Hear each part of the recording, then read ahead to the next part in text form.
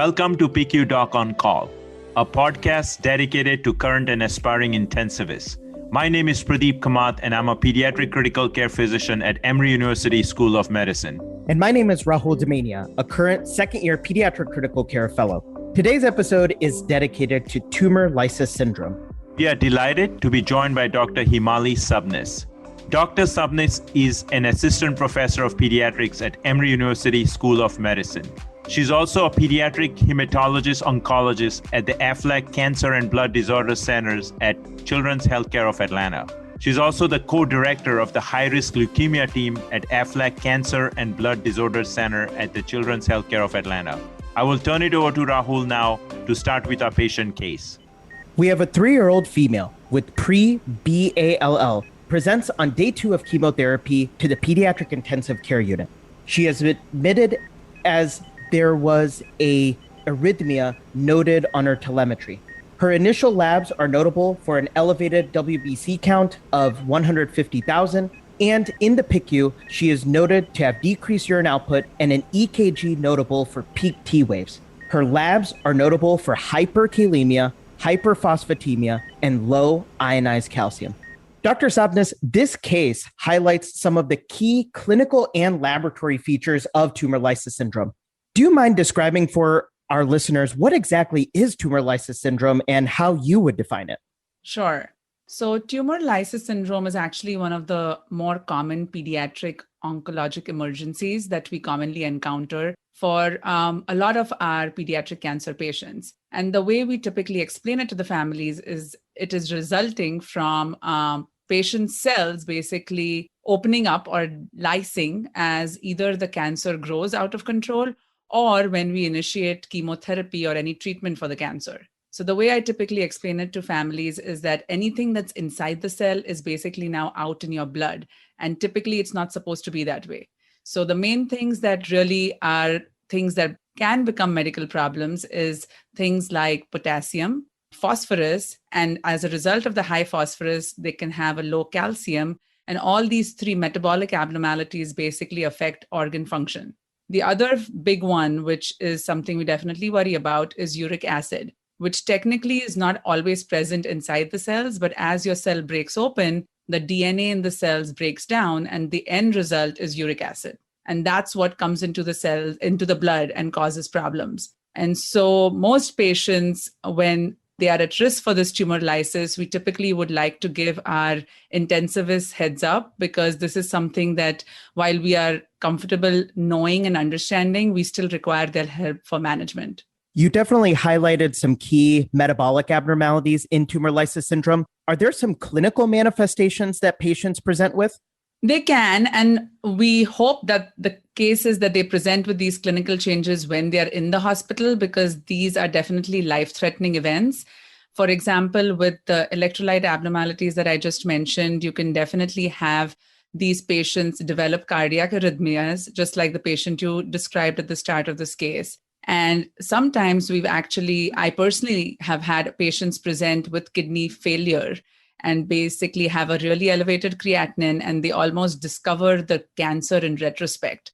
So those are typically the cases that we would see, a patient presenting with heart abnormalities or someone presenting with a high kidney number or decreased urine output as their main complaint. Dr. Subnis, as we are very vigilant of tumor lysis syndrome, when new diagnosis oncology patients present to the PICU, are there certain patient populations that have a higher incidence of tumor lysis syndrome?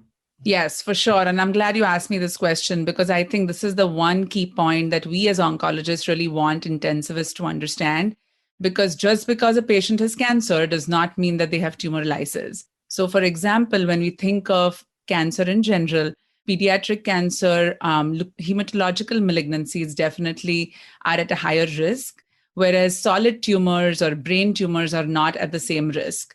So within the pediatric cancer realm, there's definitely a hierarchy of tumor lysis. And the ones that we think of are at the highest risk for tumor lysis are malignancies specifically related to high cell turnover.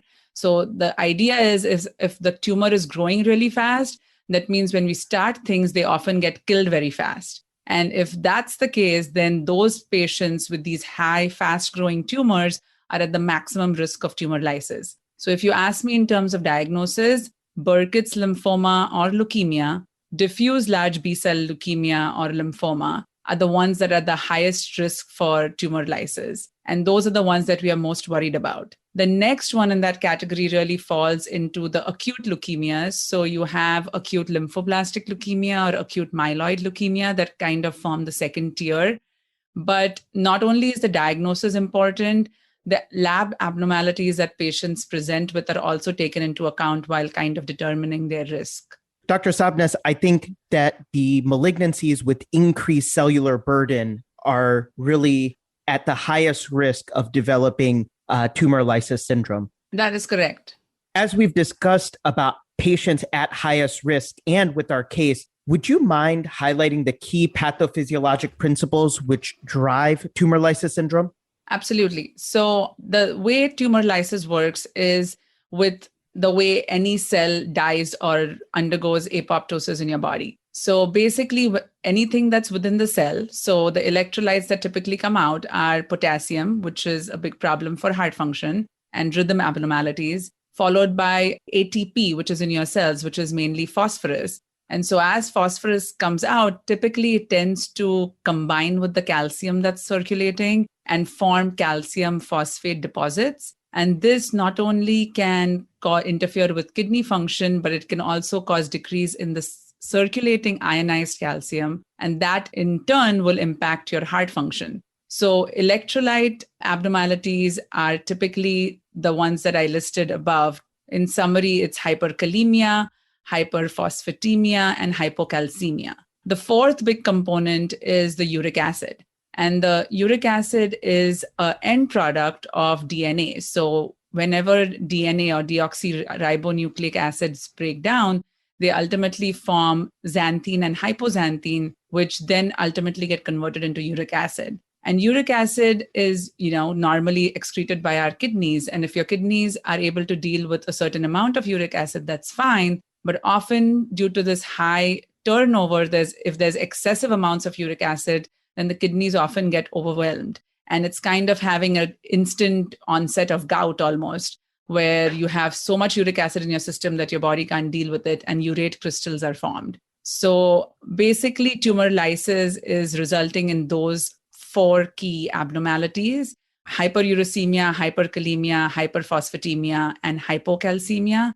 And lastly, which we don't tend to see a lot, tumor lysis can result in end organ damage that can happen pretty quickly. And that could potentially result in release of inflammatory cytokines and cause an inflammatory syndrome with some multi-organ system failure. Thankfully, we don't see that very often because we've gotten very good at recognizing and preventing it, but it can definitely be a possibility. Dr. Sabnis, besides the electrolytes that you mentioned, are there any other laboratory markers which you trend in patients with tumor lysis syndrome? So some of the lab markers that we trend tend to be LDH. That is, if you look at the algorithms for management of tumor lysis that are published in the literature, they'll often talk about LDH as being used as a marker to know when to actively intervene for tumor lysis. Clinically, we tend to not always use it as much, partly because we look at the malignancy, the type of malignancy, and what the baseline other lab abnormalities are. But it's definitely something we can trend. The things that we will watch for, though not as frequently, is obviously monitoring that once we initiate therapy, is the blood count coming down or is the cancer responding? And last but not the least, following DIC markers or markers for other end organ damage is something we will trend. But the mainstay of tumor lysis still involves following the four abnormalities that I spoke about, but the other ones kind of are followed along the side just to manage the patient in general. Is there a time interval which you typically recommend trending these markers? So that's a great question because we get this often. And the key is to time them based on knowing what the malignancy is, knowing what you're starting with in terms of tumor burden, and then deciding the frequency. Because we have to remember these are critically sick patients typically that present. And so while it is great to check it every few hours, like 4 to 6 hours. Sometimes one may not be necessary depending on the malignancy. And two, it also is an additional burden in terms of blood draws and other testing that might be occurring concurrently, which may be more important. So while, yes, in the ideal world, it would be nice to trend it frequently, the frequency can be anywhere between 6 hours to every 12 hours based on what's going on with the patient and what their underlying malignancy is. Dr. Subnis, we want to move to the management of tumor lysis syndrome. What is your management framework and how should we approach patients with tumor lysis syndrome? Great. So the key to management of tumor lysis, in my opinion, is first understanding the risk, and second, knowing your resources. So let's talk about what understanding the risk means a little bit. So understanding the risk is, like I spoke about, knowing which malignancy you're dealing with and knowing what you're starting with. Once we have a sense of what the underlying malignancy is, we typically decide whether this patient is someone who can be actively managed on a regular inpatient floor versus requiring more intensive management in the ICU. Our bias typically is also to have intensivists involved sooner than later, so that if we know a patient is going to require intensive monitoring, we've kind of made those decisions before the patient actively decompensates with hyperkalemia or hyperuricemia. So typically there are certain things that we can do to prevent things from getting worse. So first of all, if we are concerned about tumor lysis, we definitely would place the patient on continuous cardiac monitoring. The second thing that we can do very easily is actually get a step ahead of uric acid control by starting patients on allopurinol. Allopurinol is basically a drug that's a xanthine oxidase inhibitor. And the way it works is it actually prevents the production of uric acid. So if your uric acid is already high, allopurinol is not going to do anything for it. It's really going to only work on the production of more uric acid further down the line.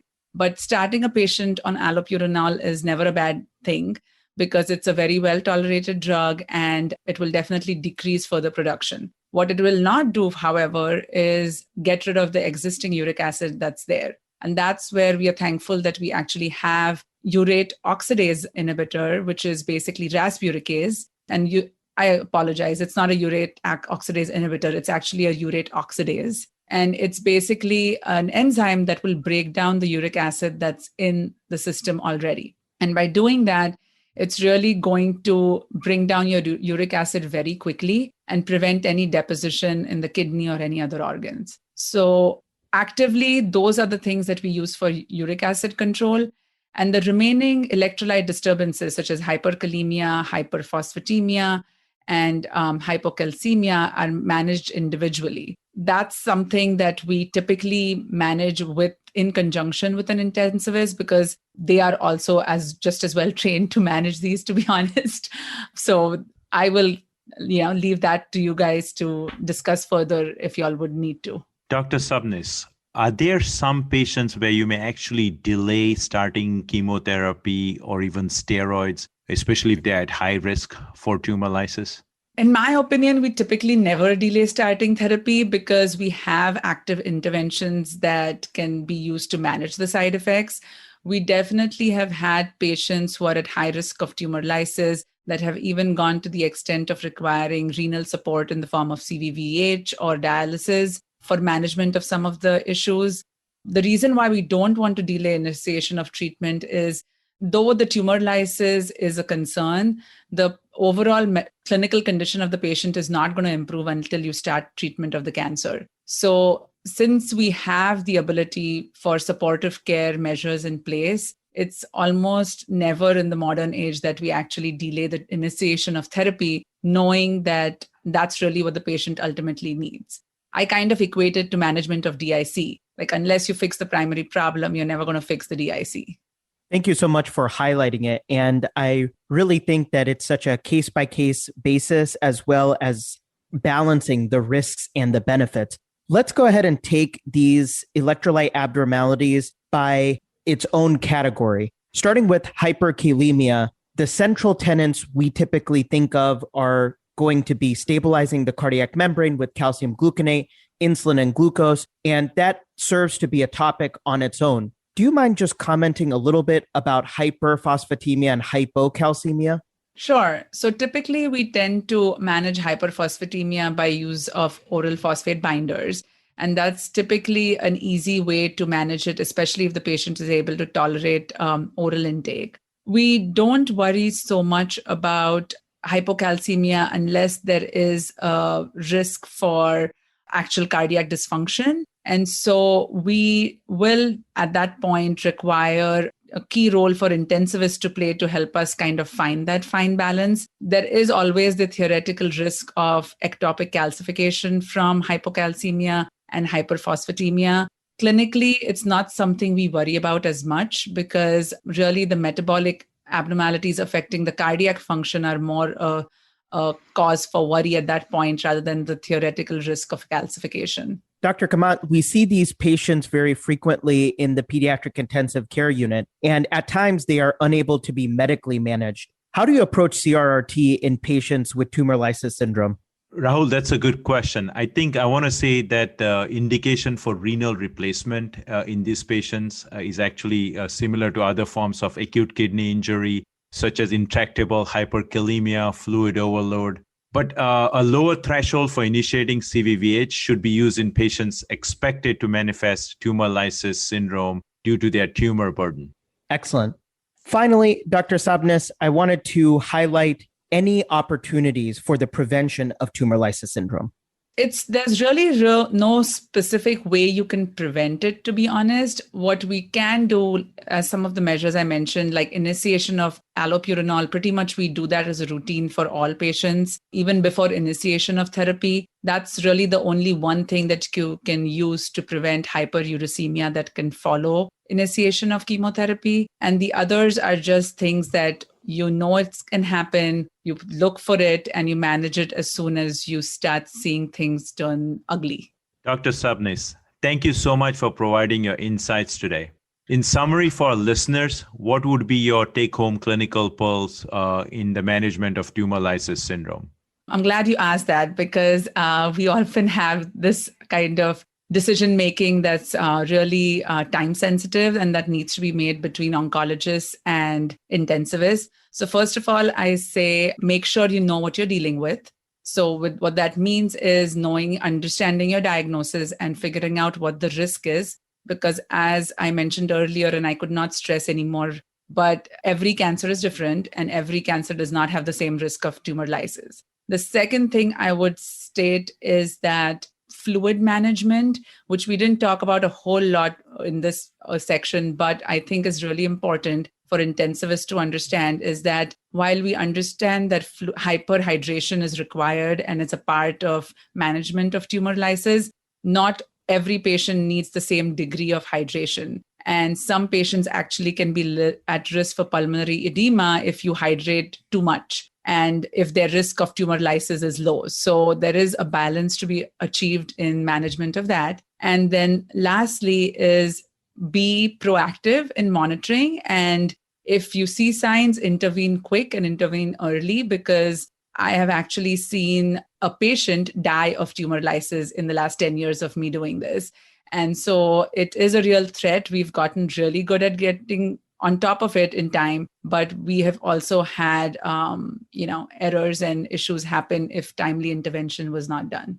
I think in summary for our listeners, I'm glad we were able to highlight today the balance between the risk as well as your resources, which you have at hand. The key is early recognition as well as being aggressive with correcting various electrolyte abnormalities in tumor lysis syndrome. Dr. Sabnis, we appreciate your insights on today's podcast. And to our listeners, we hope you find value in these short podcasts. We welcome you to share your feedback and place a review on our podcast. And as always, PICU On Call is hosted by Dr. Pradeep Kamat and myself, Dr. Rahul Damania. Stay tuned for our next episode. And thank you again, Dr. Sabnis. Thank you, Dr. Sabnis. Thank you.